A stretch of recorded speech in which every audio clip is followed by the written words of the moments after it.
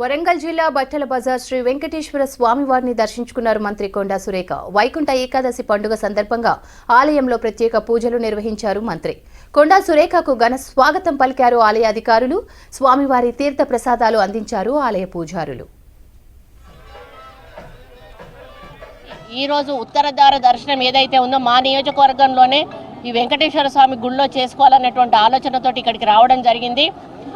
ఇక్కడ పెద్ద ఎత్తున భక్తుల సమక్షంలో దర్శనం చేసుకొని స్వామివారికి మరి దర్శనం చేసుకొని మేము కృతజ్ఞతలు తెలియజేసుకుంటూ మరి అందరికీ కూడా ఒక్కటే విజ్ఞప్తి చేస్తూ ఉన్నాను.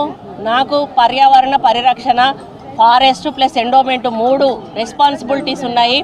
మన వరంగల్ను ఆదర్శంగా ముందు పెట్టి ఇక్కడ ముందు పర్యావరణాన్ని పరిరక్షిస్తూ గ్రీనరీని పెంపొందిస్తూ మనం ఆరోగ్యంగా ఉండే విధంగా ముందుకెళ్లాలని చెప్పి నేను మా అధికారులను ఆదేశించడం జరిగింది.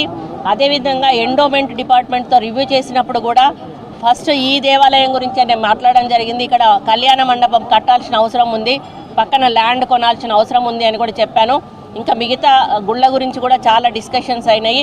రాబోయే ఐనవోలు కొమరవెల్లి జాతరకు సంబంధించి కూడా ఈ 2-3 రోజుల్లో మేము రివ్యూ మీటింగ్ కూడా పెట్టకపోతా ఉన్నాము.